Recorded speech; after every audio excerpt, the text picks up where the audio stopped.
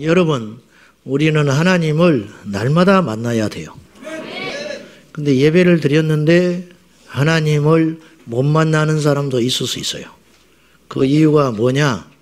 전부를 안 걸어서 그래요. 전부를 걸어버려야 돼요. 그러니까 오늘 우리가 은혜를 받아야 됩니다.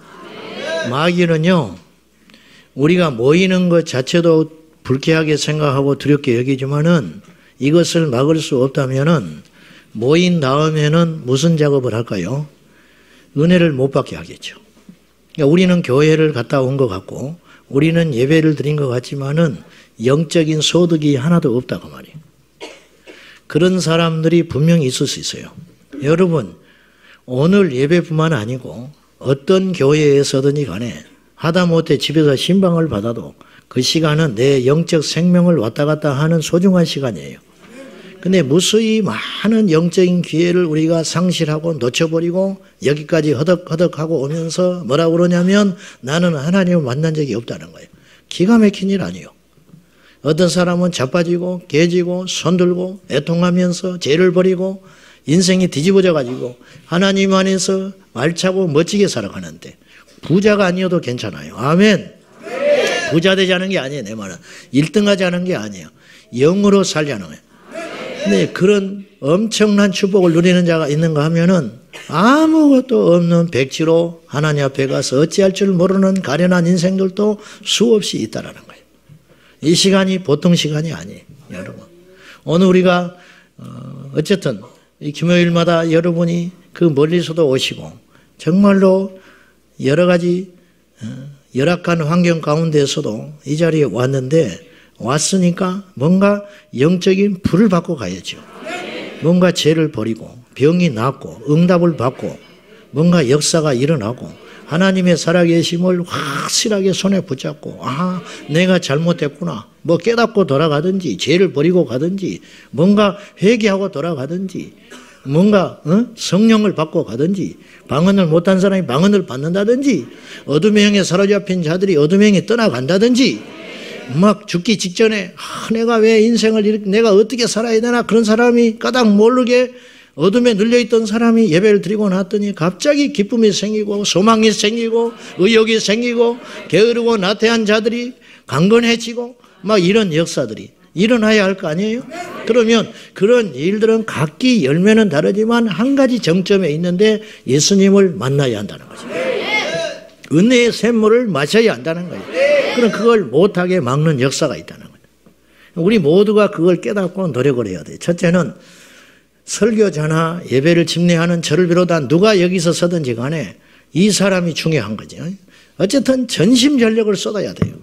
설교하고 나면 그냥 기진해버릴 정도로 전부를 쏟아내버려야 된다는 거예요.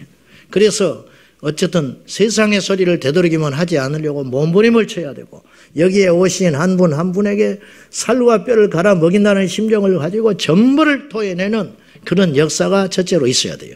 이것 없으면 아무것도 안 되는 것이죠. 무슨 필요가 있겠어요? 아무것도 없는 것이지. 이것이 첫 번째로 있어야 되고 두 번째는 예배에 참여하는 여러분들이 자세가 굉장히 중요해요. 여러분 예배 때 은혜를 받았다. 끝나고 나서 허탄한 소리 딱 해버리고 세상에서 또 이런저런 이야기 해버리고 그냥 어디 다른 데 들렸다가 다 쏟아버리고 그렇게 하지 말라고 말이죠. 그렇게 하지 말고 그 다음에 예배를 드리러 왔으면은 하나님께 전심전력해서 사람 볼 필요가 없어요. 하나님께만 완전히 집중을 해가지고 초막셋을 짓고 변화산에서 예수님만 보인 거예요. 예수님만. 초막셋을 짓고 내가 여기서 살겠나이다. 뭐 그거는 정신으로 그냥 여기다가 완전히 늦게 오지 말고 일찍 왔으면 수다 떨고 옆 사람 떠들지 말고 그냥 강력하게 기도하고 아멘. 찬송할 때도 목이 터져라 찬송을 하고 기도할 때도 목이 터져라 기도하고 왜 이게 이렇게 안 되는지 나는 이해가 안 가는 거예요. 그래가지고 딱 오면은 예배당에 딱 들어오면은 그냥 영적인 분위기에 확 압도돼 버려야 되는 거예요. 그런 것들이 좀 있어야 되지 않겠어요? 절대로 잡담하지 말고 떠들지 말고 예배 시간 전에 10분 20분 전에 와가지고 중심으로 기도하고 제가 되도록이면 예배 전에 사람을 안 만나요. 되도록이면. 나는 설교하러 이 자리에 온다는 생각을 해본 적이 거의 없어요. 나도 예배자요. 나도 예배자. 찬송할 때 전심으로 찬송하고 하나님께 은혜를 받고 살기 위해서 몸부림을 치는 거예요. 구경꾼으로 오지 말라고 말이에요. 강력한 기도. 강력한 기도. 여러분 이게 너무너무 안 되는 거예요. 교회들마다 말이죠. 이게 너무 안 되는 거예요. 이 기본이 없어져 버렸어. 왜 그러는지 나는 이해가 안 가는 거예요. 땅이 진동하고 막 하늘에 열리도록 예배 전부터 이미 압도해가지고 확 강력하게 하나님의 불이 임할 수 있는 최적의 조건을 우리가 만들어야 한다 그 말이에요. 세 번째는 스텝들이 아주 중요해요. 예배를 준비하고 찬양하고 이렇게 하는 스텝들이. 영적인 것은 너무너무 예민하다 그랬어요. 음향 사고 하나도 나면 안 되는 거예요. 덥거나 추워서도 안 된다고 그랬어요. 핸드폰 울리면 안 되는 것이에요. 앞에 스텝들이 말이죠. 철저히 준비하고 이 못했다 그런 뜻이 아니고 내가 일관적인 이야기를 하는 거예요. 오늘뿐만 아니라 모든 예배가 마찬가지예요. 모든 예배가. 절대로 헛술해서는 안 되고 늦게 나타나고 그냥 여차하면 뭐 안 나타나 버리고 전화하면 오늘 이제 못 가요. 하지 마라. 그런 정신을 가지고는 아예 스텝을 하지 말아라. 이 자리가 어떤 자리인데?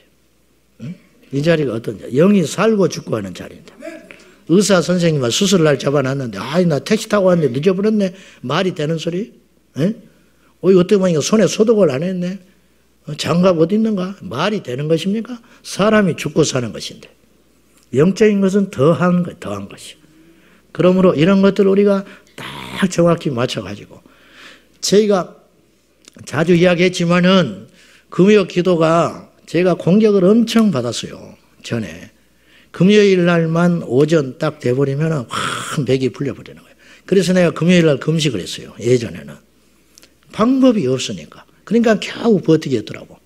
그래가지고 그걸 하다가 도저히 안 되겠다. 나 혼자 이 영적인 싸움을 하고 지목하기는 너무 벅차다. 그래가지고 중보기도 팀을 가동하기 시작했어요. 그래 8시, 9시에 철하니까 8시에 모여가지고 그때는 내가 직접 예배팀을 인도했어요. 중보기도를.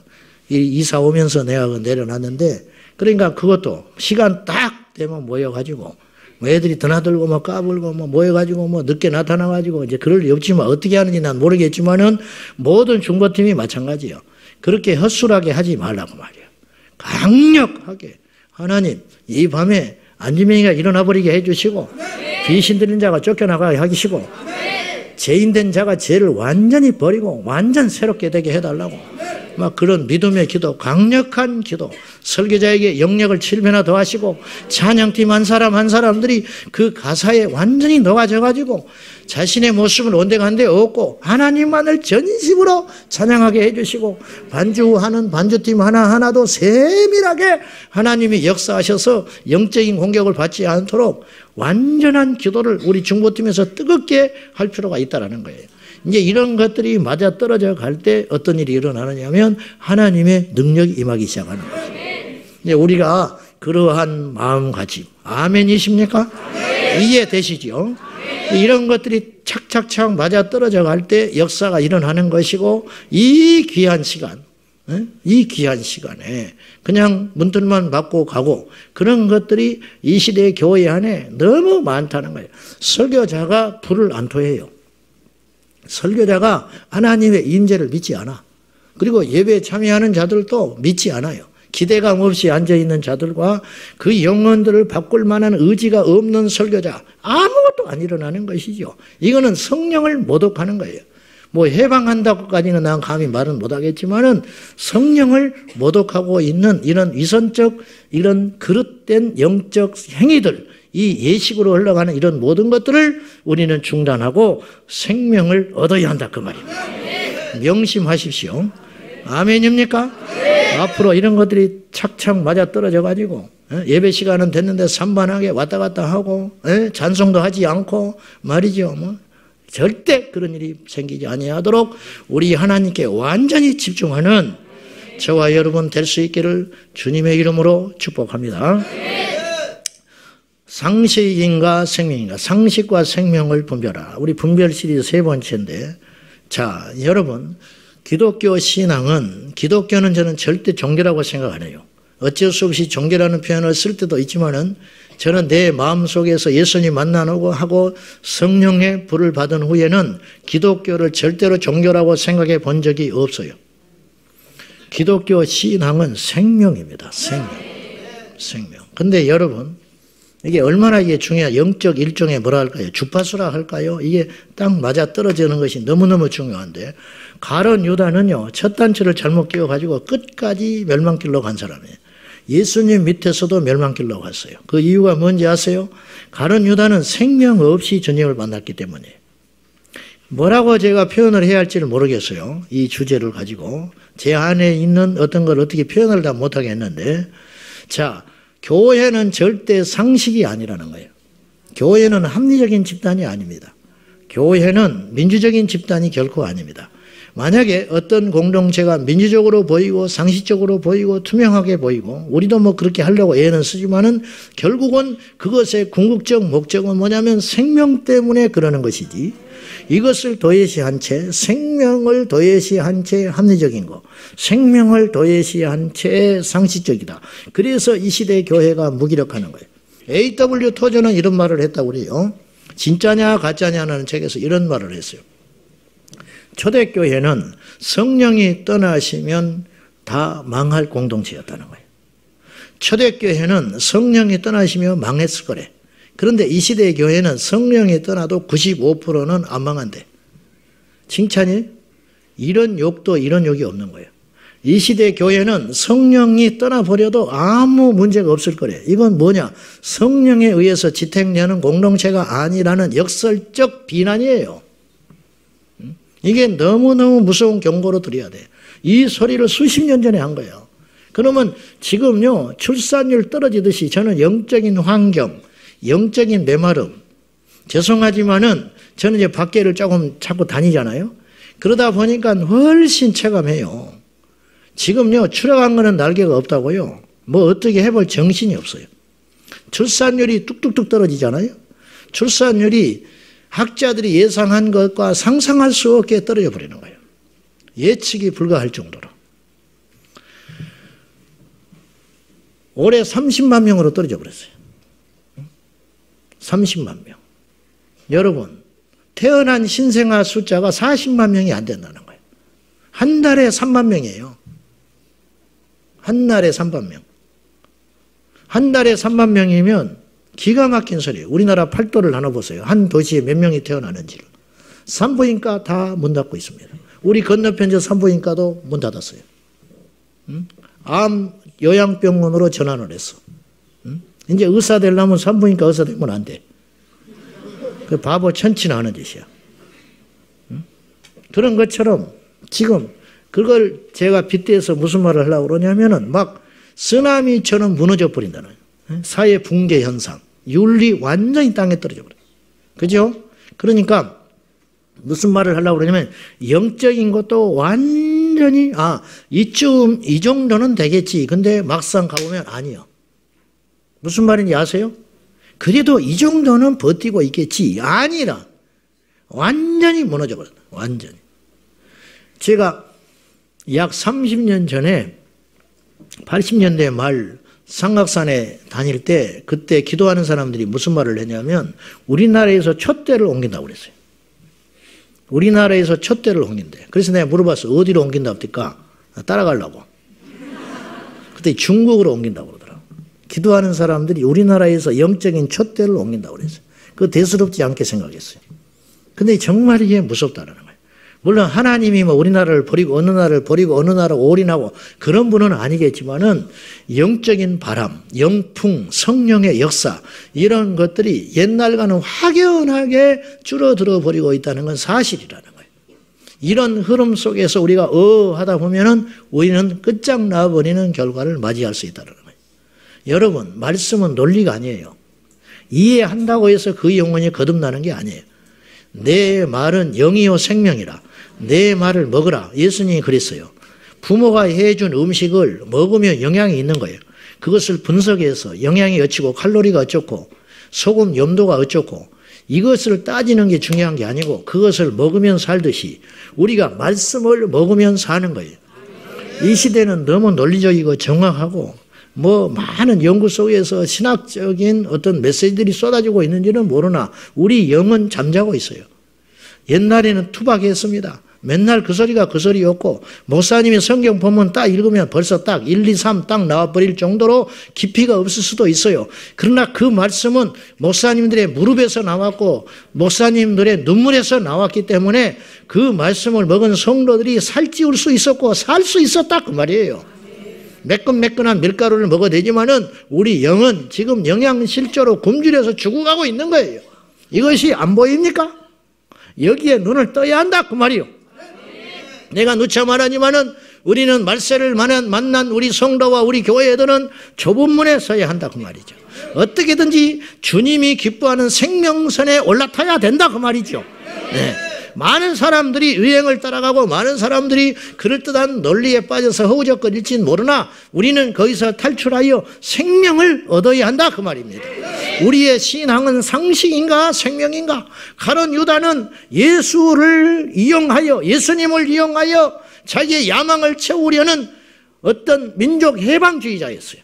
그러니까 주의 말씀을 들어도 거듭날 수가 없는 거예요.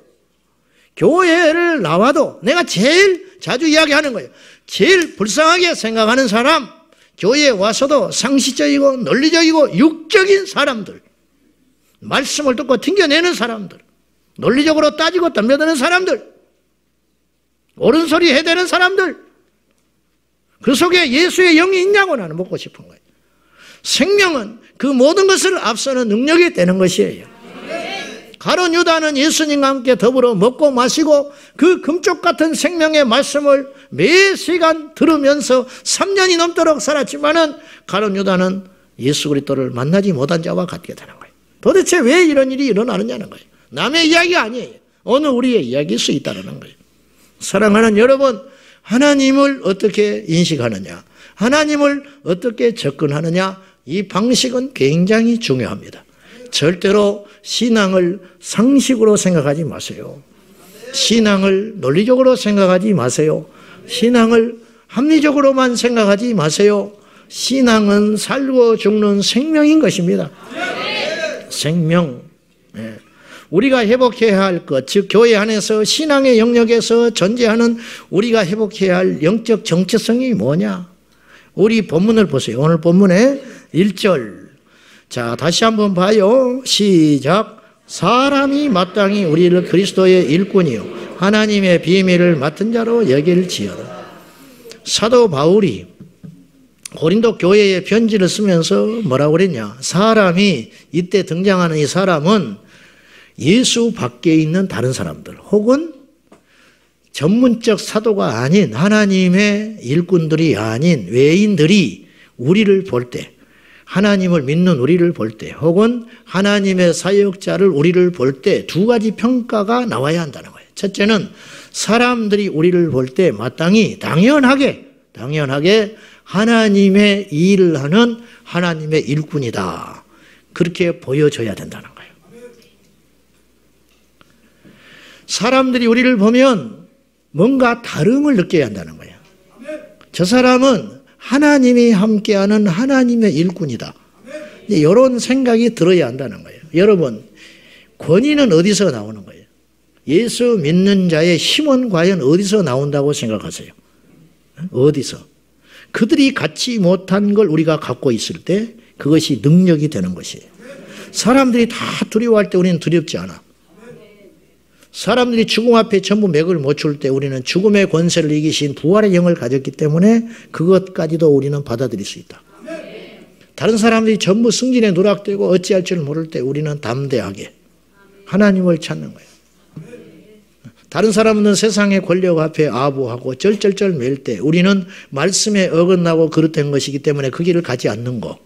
그래서 사람들이 우리를 두려워하게 해야 된다는 거예요. 이게 뭐냐? 차별성. 여기서 오는 권세와 능력이 있는 것이죠. 여러분, 세상과 똑같아서는 절대 이길 수 없어요. 하나님께서 우리에게 주신 믿음은 믿음입니다. 무기는 믿음이라고. 요한일서 5장 14절에 세상을 이긴 이김은 이것이니 우리의 믿음이니라. 임진왜란 때 이신만이 부산에 상륙을 해가지고 우리나라를요, 한양을 접수하는데 18일밖에 안 걸렸어요. 너무너무 부끄러운 역사를 갖고 있는 거예요. 왜 그런지 아세요? 그들은 우리가 갖지 못한 무기를 가졌기 때문에. 그 무기가 뭐냐? 조총이에요. 조총. 왜 조총이라고 부른지 아세요? 응? 엿이 아니에요. 그건 조청이고 조총. 그게 새 조자예요. 새, 날아가는 새도 쏴서 떨어뜨린다 해서 조총이라. 그것이. 포르투갈 무역선에서 우연히 조총을 수입해가지고 일본 사람들이 그걸 개량해가지고 연구해가지고 그 당시 첨단 무기를 들고 20만이 우리나라를 딱 들어와버린 거예요. 맥을 못 쳐버리는 거예요. 우리는 화살로 쏠 때 그는 총으로 정확히 가격을 했고 이 조총의 위력이 그 당시 얼마나 대단했냐면요, 갑옷을 뚫고 들어와 버렸어요. 그러니까 힘을 못 쓰는 거예요. 부산에 상륙한 그 왜구들이 저 한양까지 쳐들어와서 접수하는데 오늘날처럼 길이 좋은 것도 아니고 교통수단이 있는 것도 아닌데 불과 18일 만에 우리나라 전역을 집어삼켜 버렸다는 거예요. 왜냐? 우리에게는 그 무기가 없기 때문이라는 거예요. 이거거든요. 우리가 똑같아서는 절대 이길 수가 없다는 거예요. 우리가 똑같아서는 세상을 맞서서 승리할 수 없어요. 우리가 똑같아서는 세상에서 주는 그 기쁨을 이겨낼 수 없다고. 세상 사람들이 감당할 수 없는 기쁨, 세상 사람들이 감당할 수 없는 능력, 세상 사람들이 감당할 수 없는 그 파워, 그것이 어디서 오는 것이냐? 우리가 하나님의 일꾼으로서의 정체성을 가질 때, 그때 나타나는 거라. 여러분 기억하셔야 돼요. 우리는 세상에 일을 하는 사람들이 아니에요. 우리는 하나님의 일꾼들이에요. 하나님의 일꾼들. 그러면 하나님의 일이 뭐냐는 거예요. 요한복음 6장에 보면 예수님께서 오병이어의 기적을 베풀어 주십니다. 그 큰 사건을 경험한 민중들이 예수님을 왕으로 삼으려고 그래요. 그래서 예수님은 세상의 임금으로 오신 분이 아니고 우리의 구원자로 오셨기 때문에 왕되기를 당연히 거절하고 도망가십니다. 그리고 강을 건너가셔요. 갈릴리 강을 건너갔을 때 무리들이 예수님의 기적을 경험했기 때문에 그곳까지 쫓아와요. 직업도 내려놓고 휴가 내고 뭐 바쁘고 그런 거 다 포기하고. 왜? 우리의 먹고 사는 문제를 해결할 수 있는 자가 나타났다는 거예요. 그러니까 이분을 따라가면 내 인생의 모든 문제가 해결될 수 있다고 믿은 거예요. 그래서 예수님을 따라서 강 건너로 수고하여 거기까지 온 거예요. 그때 주님께서 이들의 중심을 딱 꿰뚫어 봐요. 너희가 나를 찾는 것은 표적 때문에 따라온 것이 아니고, 즉 내가 하나님의 아들이기 때문에 나를 쫓아온 것이 아니고 먹고 배불렀기 때문에 쫓아왔구나. 이게 이런 사람들은 전부 떠나가게 되는 거예요. 이런 사람들. 예수 만나지 못한 교인들은 말세 우수수수 다 떨어져요. 여러분이 그런 사람 되면 안 돼요. 예수를 만난 생명의 사람이 되어야지 종교인이 되어서는 안 된다 그런 말이에요. 교인만 돼서는 안 돼. 그러니까 이득이 있으면 쫓아다니고 이득 없으면 바람과 함께 사라져버리고, 이게 민중의 특징이라. 죽을지라도 내게 어떤 불이익이 오더라도 내가 주님을 사랑하기 때문에 나의 전부를 들여서 그 길을 가는 것이 신앙이죠. 그런데 이제 이들은 그러지를 못했어요. 그래서 예수님께서 안타깝게 보시고 이야기를 하셔요. 너희가 썩어질 양식을 위해서 이렇게 쫓아다니고 일하지 말고 영원하도록 있는 생명을 위하여 일을 하거라. 그러니까 이들이 중요한 질문을 하나 해요. 조롱하는 게 아니에요. 어떤 것이 하나님의 일입니까? 우리가 그 일을 하겠다는 거예요. 영원한 생명이 있다는데 그 일을 못할 이유가 어디가 있냐는 거예요. 그 일을 우리에게 가르쳐 주십시오. 그랬더니 예수님이 엄청난 이야기를 했어요. 요한복음 6장 29절에 하나님의 일은 이것이니 곧 그의 보내신 자를 믿는 것이니라 그랬어요. 우리가 믿지 않고 이 일을 해요. 믿지 않고 일을 하니까 탈이 나는 거예요. 믿지 않고 사역을 하는 거예요. 믿지 않고 봉사를 하고. 그러니까 탈이 나는 거예요. 여러분, 믿음 없는 모든 일은 하나님 받지 않아요. 다른 거 아무것도 안 해도 돼. 뭔만 하면 되냐? 믿기만 해라. 주님이 그렇잖아요. 믿기만 해라. 다른 거 필요 없다. 믿기만 해라. 오늘 믿기만 하면 돼. 믿기만 하면 그것이 마귀를 두렵게 하는 거예요. 믿기만 하면 하나님의 역사가 일어나게 되는 것이에요. 두려워하지 말고 믿기만 해라. 하나님의 일이라는 것은 그의 보내신 자를 믿는 것이니라. 예수님이 그렇게 말하셨어요. 그러니까 하나님의 일꾼이라고 우리가 세상 사람들로부터 인정을 받으려면 우리가 하나님의 마땅히 일을 해야 되는데 그 일이 어떤 일이냐? 처음도 마지막으로, 처음도 마지막이고 마지막도 처음이고 가장 우리가 신경 쓰고 애써야 할 일이 뭐냐? 믿으라. 믿음 없이 행하는 모든 것은 악한 것이고 죄라. 이걸 기억해야 돼요. 또 하나는 외인, 바깥 사람들이 우리 믿는 자를 보고 어떤 평가를 내려야 되냐면은 하나님의 비밀을 맡은 자로 여겨야 된다. 이게 엄청난 이야기. 이게 차별성이에요. 이것이 우리의 능력의 원천이에요. 세상 사람들이 알지 못한 비밀을 간직한 사람, 철학자도 깨닫지 못하는 것을 주일학교 아이가 깨달아요. 그건 뭐냐? 천국과 지옥이 있다. 이야. 어떤 사람도 이해할 수 없는 영적 비밀을 알고 있다는 거예요. 이게 비밀이라. 이게 비밀. 제가 20한 5, 6년 전에 파트 전도사를 할 때 처음에 딱 그 교회를 갔는데 철야가 있는 줄 알고 철야를 갔어요. 응당. 근데 철야가 없어, 그 교회는. 가서 보니까. 어떻게 교회가 철야가 없나. 그리고 본당회를 휘 둘러보고 잠깐 앉아서 기도를 하고 있는데 유아실에서 소리가 나. 가서 보니까 나이 많은 권사님들 5분이서 유아실에서 그 철야를 한다고 교회를 지키는 분이 계셨어. 아, 여기도 철야하는 분이 있구나. 그래서 이제 그분들과 합세해서 기도를 하기 시작했는데 그때 이야기를 하다 보니까 권사님 한 분이 글씨도 잘 모르는 초등학교도 다 졸업하지 못한 나이 많은 권사님이 계셨어요. 그 권사님이요. 신학생인 나보다 나아. 이야기를 해보니까. 뭐라고 그러냐? 전도사님, 여기요, 못된 것들이 왔다 갔다 해요. 그래서 나는 어디 청소년들이 교회에 와서 드나든다 그런 줄 알았어. 근데 그게 아니고, 보이는 거야. 귀신이 보여. 내 눈에는 안 보이는데. 그것이 박사가 보일 것 같아요? 이게 비밀이라.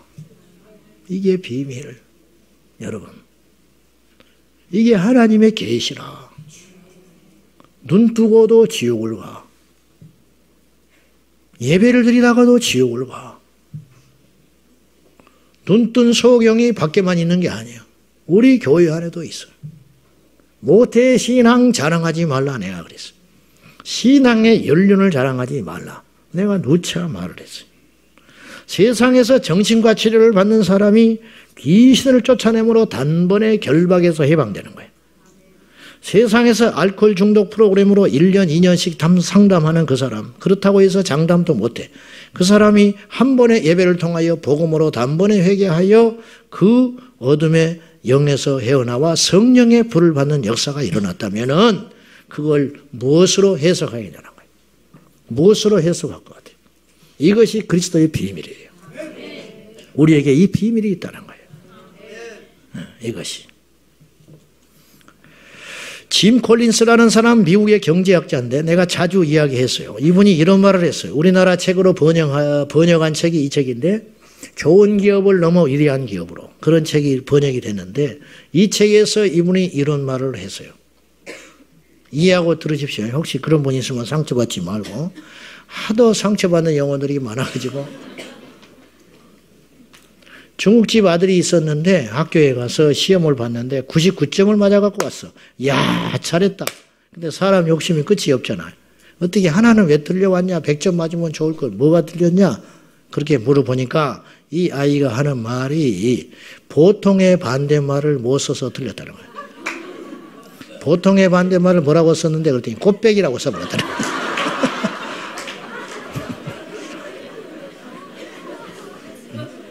지금 안 웃는 사람들은 좀 정신적으로 문제가 있어요. 보고 듣는 것이 맨날 짜장면 곱빼기 보통 곱빼기 하네. 그러니까 보통이 뭐냐고 하니까 국어 시간에 보통의 반대. 그랬더니 곱빼기라고 써가지고 얘가 99점을 맞고 왔다는 거예요. 짐 콜린스는 이런 말을 했어요. 우리의 위대한 일을 맡고 있는 것이 뭔지 아느냐. 나쁜 것이라고 생각하는데 흔히 위대한 것의 반대는 나쁜 것이 아니다. 위대한 것의 반대는 좋은 것이다 그랬어요. 이게 굉장히 내 귓전에 울렸어요. 그 책에서. 자, 무슨 말이냐? 이분이 주장하는 건 뭐냐면 좋은 사람은 많다 이거예요. 좋은 학교도 많다 이거예요. 좋은 기업도 많다. 그러나 위대한 기업은 없다. 위대한 사람이 많지 않다. 위대한 학교도 많지 않다. 이걸 신앙에다가 제가 접목을 시켜볼 필요가 있어요.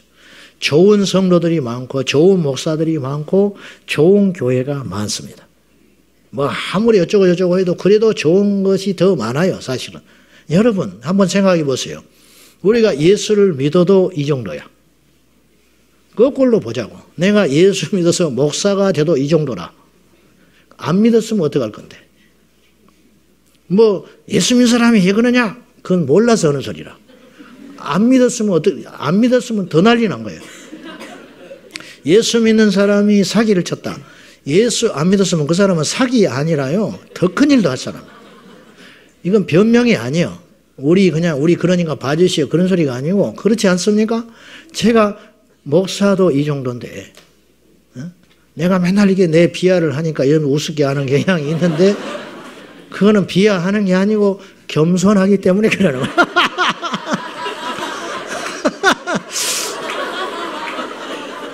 아무도 인정해주지 않는데 내 스스로 겸손하다고 바보 천치 같은 소리를 하는 거예요. 그 소리를 하려고 그러는 게 아니라 좋은 교회도 많고 좋은 일을 하는 교회도 많고 그렇게 평을 좋게 받는 교회도 있지만은 생명 있는 교회가 얼마나 있냐. 내가 이걸 여쭤보고 싶은 거예요. 상식적인 사람들 많습니다. 합리적인 성도들 많습니다. 도덕적인 성도들 또 있습니다. 근데 생명에 충만한 성도는 얼마나 있냐. 이 말이죠. 우리의 생명을 막는 것은 나쁜 게 아닐 수 있어요. 지극히 당연하고 상식적인 어떤 것들이 우리의 생명을 막고 있을 수 있어요. 그래서 아이러니하게도 이 시대의 교회 안에 어떤 일이 일어나고 있냐면 세상에서 젠틀한 사람들이 오면 의외로 성령을 못 받아. 제 말이 무슨 말인지 아시죠? 다 그렇다고는 볼 수 없지만 10년째 이러고 앉아 있어요. 그리고 예배 끝나고 나가면서 내 손을 꽉 잡고 목사님 오늘 또 좋은 말씀 듣고 갑니다. 그래요. 나는 좋은 말을 한 게 아니에요. 살리라고 말을 한 거지. 살라고 이야기를 했는데 이 사람은 좋은 말만 듣는 거예요. 좋은 말. 특히나 그런 말을 할 때 언제냐면은 아주 감동스러운 예화를 할 때. 감동스럽고 합리적이고 도덕적인 예화를 할 때 이분은 그날따라 나가면서 손을 꽉 잡고 목사님 좋은 이야기 들었습니다. 앞으로도 잘 부탁합니다. 그러고 계속 그런 쪽으로 이야기를 해주라는 거예요. 모처럼 불편하지 않은 설교를 들었다 이거예요. 불편하지 않는 설교를 들었다. 이런 뜻이에요. 여러분은 어떻습니까? 고린도전서 2장에 말하기를 육에 속한 사람은 영의 일을 알지 못한다. 영의 일을 알지 못해. 여기서 영은 성령이에요. 육에 속한 사람은 성령의 일을 알지도 않을 뿐더러 알려고 하지도 않아요. 이게 이 시대의 문제요 비극이라고 제가 감히 말씀드리고 싶어요. 합리적이었던 가룟 유다는 옥합을 깨뜨린 마리아의 희생과 헌신을 이해할 수 절대 없었어요. 길을 잃은 양 한 마리를 위해서 99마리를 위험에 노출시키는 하나님의 역사를 어찌 합리적이며 상식적이라고 할 수 있겠습니까? 이건 생명적 접근으로 보지 않으면 이해 불가한 사건이라는 것이죠. 이 시대의 문제는 생명 없는 그리스도인이 너무 많다는 데 문제가 있습니다. 생명 없는 그리스도인들의 특징이 뭐냐? 간략하게 말씀드리겠습니다. 첫째로 이들은 지극히 종교적입니다. 모든 사람은 종교적입니다. 그래서 신앙도 종교적으로 흐를 위험성이 무척 크다는 거예요. 특별히 지도자들의 생명 없는 종교성은 얼마나 치명적이냐 그 말이에요. 바리새인들이 종교성이 심한 그들이었기 때문에 이들에게는 오직 자신의 영적인 아직과 기득권과 정통성만 중요했지 다른 사람들의 영혼에는 관심이 없었어요. 죽음에서 살아난 나사로를 보고도 그들은 깨지지 않았어요. 이게 종교의 힘이에요. 무시무시한 힘. 여러분, 종교형에 사로잡혀가지고 종교심에 불붙은 사람은 그 앞에서 죽은 자가 살아나도 꿈쩍 안 해요. 이단이다 그렇게 이야기해요. 귀신이 쫓겨나도 뭐라고 그러냐? 이것은 심리적이라고 이야기를 해요. 이게 이렇게 강한 거라는 거예요. 우리 중에 그런 이가 없기를 예수님의 이름으로 축복합니다. 정말 불행한 일이라는 거예요. 정말 불행한 일. 죽어서 살아난 나사로를 보고 예수를 죽이기에 부족하여 나사로도 죽이겠다고 덤벼들었던 종교심에 사로잡힌 이들, 이 바리새인들의 이 상태들, 이것이 바로 생명 없는 그리스도인들의 특징이라. 교회가 싸움이 나는 경우들이 종종 있어요. 막 10년, 20년씩 싸움이 있는 경우가 있어요. 그래서 예배당을 나눠가지고 한쪽에서는 마귀들과 싸울지라 이쪽에서도 마귀들과 싸울지라 어디가 마귀인지 모르겠어. 한쪽이 마귀든지 둘 다 마귀든지 어쨌든 그런 일이 있는 거예요. 그러면서 그들은 기도해요. 그러면서 그들은 봉사를 해요. 그러면서 그들은 예배를 해요. 그러면서도 그들은 눈물을 흘리고 기도를 해요. 여러분 어떻게 생각합니까? 이게 극단적인 것이지만은 우리는 예일 것 같습니까? 어둠에 사로잡혀가지고 생명을 떠나버려 이 종교에 사로잡히게 되면 누구든지 예의 없이 이런 일이 벌어지더라는 거예요. 우리 평생에 이런 비극의 주인공이 되지 아니하도록 예수의 생명이 여러분 안에 충만하시기를 축복합니다. 시 종교는 철저히 인본주의적이기 때문에 그 중심에 사람이 있어요. 사람. 그 자신이 있다는 거예요. 그래서 신앙이 아니고 종교적이 돼버리면 생명이 떠난 종교적이 되면 성경의 진리가 아닌 교리 싸움의 범벅이 돼버립니다. 성령이 떠나버린 박제화된 신앙이 됩니다. 역동성이 떨어져 버린 죽어버린 예배자가 되는 것이에요. 생기가 사라진 예배와 믿음 없는 예식적 기도에 우리 주님은 몹시 지쳐 계십니다. 우리는 그러한 죽은 박제화된 신앙이 되지 말자는 것이죠. 마지막으로 이들은 세상적입니다. 생명을 잃은 그리스도인은 세상과 맞서 싸울 만한 힘을 상실한 상태가 됩니다. 예수님은 생명으로 세상을 이기셨습니다. 초대교회 성도들은 세상을 두려워하지 않았습니다. 히브리서 11장 38절이 이들의 특징을 보여주는데 이들은 예수님 때문에 복음 때문에 믿음 때문에 신앙 때문에 재산을 잃어버리고 광야에서 유리하고 지냈으며 여인들은 겁탈을 당했고 자녀들은 죽음에 내몰았고 모든 관계가 깨져버리고 심지어는 산채로 톱으로 잘림을 받았는데 그래도 이들은 복음으로 무장한 이들은 세상에 굴복하지 않았습니다. 그래서 히브리서 11장 38절은 이렇게 써 있습니다. 이런 사람은 세상이 감당하지 못했다고. 세상이 해볼 수가 없는 거예요. 현대어 성경에는 이 말씀을 이렇게 표현했어요. 이런 사람은 세상이 감당하지 못했다. 이 말은 세상은 그들에게 아무런 가치가 없었습니다. 세상은 아무런 가치가 없다. 세상이 힘이 있어야, 세상이 부러워야, 세상이 그럴듯해야 무릎을 꿇지. 세상 아무것도 아니라는 거예요. 그까짓 거 와보라는 거예요. 억만금을 줘도 무너지지 않아. 아무리 지혜로운 자가 있어도 무너지질 않아. 아무리 엄청난 권력을 가지고 위협을 해도 이들은 무너지지 않았어요.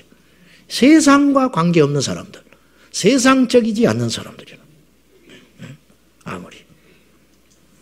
대화를 해보면 진짜인지 가짜인지 알 수 있어요. 안에 그 속에 영혼에 예수가 있는지 없는지 알 수 있어요. 담배 피우는 사람은 그 냄새를 숨길 수 없듯이 여러분 이빨 아무리 양치질하고 닦고 오고 껌을 씻고 와도 나는 다 압니다. 모르는 척하고 있는 것이지. 우리 교회는 거의 없지만은 기다려주는 거예요. 좋은 말 할 때 성령 불 받고 끊으세요. 담배 피우는 말이 없지 않냐 이런 소리 하지 말고 그냥 피우고 싶으면 피우고 싶다고 그래. 중독성이 있는 모든 것은 죄예요. 중독성이 있는 모든 것. 그래서 술이 중독이죠. 담배가 중독이 있는 거예요. 그런 모든 것이 죄라. 그렇게 이해를 하셔야 돼요. 아무튼지 좀 곁길로 갔습니다마는 세상에 찌든 사람은 세상의 냄새를 절대로 숨길 수가 없는 것입니다. 우리 그리스도인으로서 세상적이라는 말을 듣고 사는 것은 얼마나 부끄럽고 수치스러운 소리예요.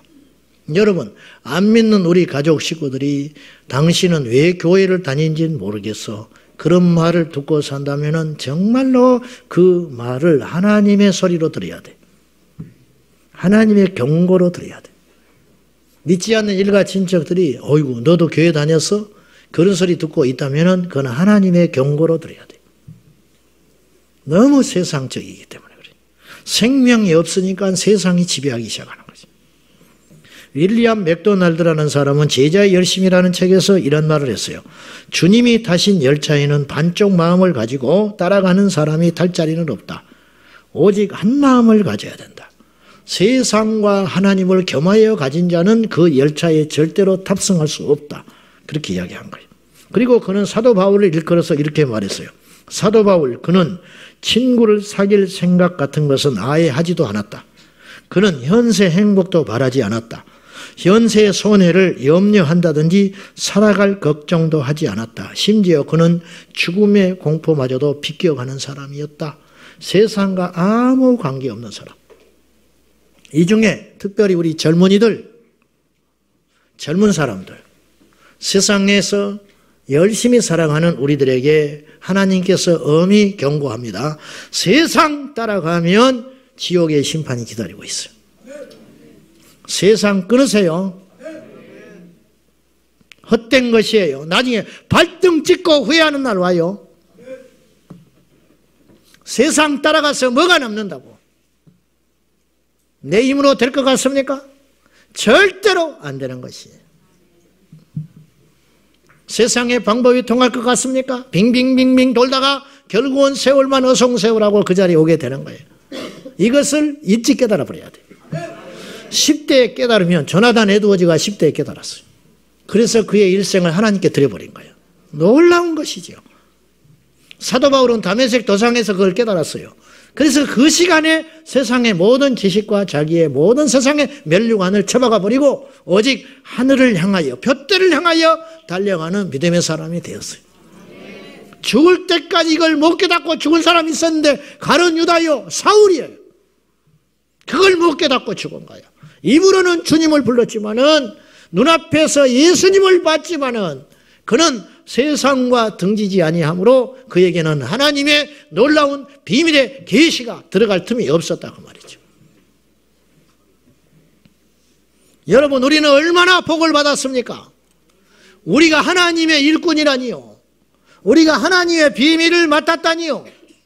이런 엄청난 정체성을 가지고 우리가 당당하게 세상에 나가 승리해야 됩니다. 뭐가 무섭습니까? 죽으면 천국 가는 것인데 뭐가 무섭습니까? 여러분, 왜 그렇게 피해의식 가운데 왜 그렇게 두려워하고 소심하고 세상 사람보다 못났다는 거예요. 못난 게 뭐가 있어요? 하나님이 우리를 이처럼 사랑하사 독생자 예수를 주었는데 그냥 헛바람 넣는 게 아니잖아요. 제가 긍정적인 이야기를 하는 게 아니잖아요. 눈을 떠라. 어째서 이걸 못 보냐? 신령한 복을 왜 못 보냐고 말이야. 우리를 하나님의 자녀로 부르신 그 엄청난 비밀을 왜 모르고 좌절하고 넘어지고 한탄하고 처박혀 사냐고 말이에요. 나와야 돼요. 나와요. 빛으로 나오세요. 빛으로 나와. 당당함으로 나오세요. 나이 드시는 거 슬퍼하지 마세요. 갱년기가 어디가 있어? 갱년기가 말 같지도 않은 소리 하고 있어. 육체는 갱년기가 올 수 있어. 마음은 정신을 바짝 차리세요. 육체는 속일 수 없지요. 나이 들어가는 거 못 들어가서 안 되는 것이지. 그렇지만 마음은 그래 왔구나. 뭐 이렇게 가는 것이구나. 이렇게 늙는 것이구나. 뭐 남들도 다 겪는 거 나도 겪는 것이구나. 그래 나도 이제 주님 나라 갈 때가 다가오는가 보다. 뭐 그렇게 가는 것이지 뭘. 목사님은 젊으니까 그런 소리 합니까? 젊지 않아요, 나도. 깜짝 놀랄 때가 있어. 언제 놀래냐? 텔레비전에 가끔 보면은 파상 늙은 사람이 인터뷰하는 게 있어. 아무개 뭐 무슨 서울 무슨 구의 아무개 밑에 51세. 나보다 한 살 작아. 근데 파상 늙어버렸어. 그럼 다른 사람도 나를 볼 때 저렇겠구나. 이렇게 되는 거예요. 그것이 어땠어? 그것이 어땠어? 아무것도 아니에요.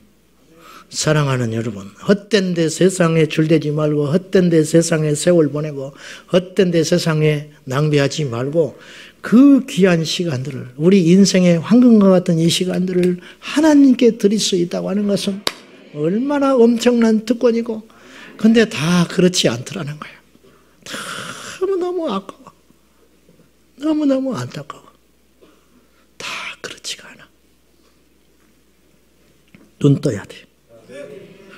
우리는 어떤 대가를 지불하고도 주님의 생명을 얻는데 전심전력함으로 나아가서 그것을 얻는 저와 여러분 될 수 있기를 예수님의 이름으로 축복합니다. 신앙은 상식이 아니에요. 영은 합리적인 게 아니에요. 영은 생명이에요.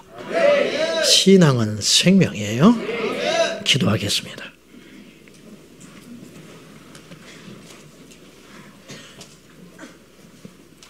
하나님 아버지, 우리에게 생명을 주셔서 감사합니다. 목숨이 아닌 생명을 주셔서 감사합니다. 사람들이 마땅히 믿는 우리를 볼 때에 저 사람은 하나님의 용사이구나. 저 사람은 하나님의 일꾼이구나. 저 사람은 우리가 모르는 하늘의 비밀을 간직한 자로구나. 마땅히 우리가 그런 인정을 받아야 될 것인데 이 땅에 사는 우리들은 그렇지를 못한 것 같습니다. 주여 용서해 주십시오. 아무쪼록 우리 모두에게 이 밤에 생명의 역사를 허락하여 주시사 예수의 생명에 눈뜨게 하시고 예수님의 생명에 목마르게 하시고 예수님의 생명을 사모하는 자로 변화되게 하여 주옵소서. 아버지, 우리 모두가 종교적 신념에서 헤어나와 세상에서 헤어나와 예수님께 나의 전쟁의를 드리리라 결단하는 밤이 되게 하시고 우리에게 불을 내려 주옵소서. 예수님의 이름으로 기도하옵나이다. 아멘.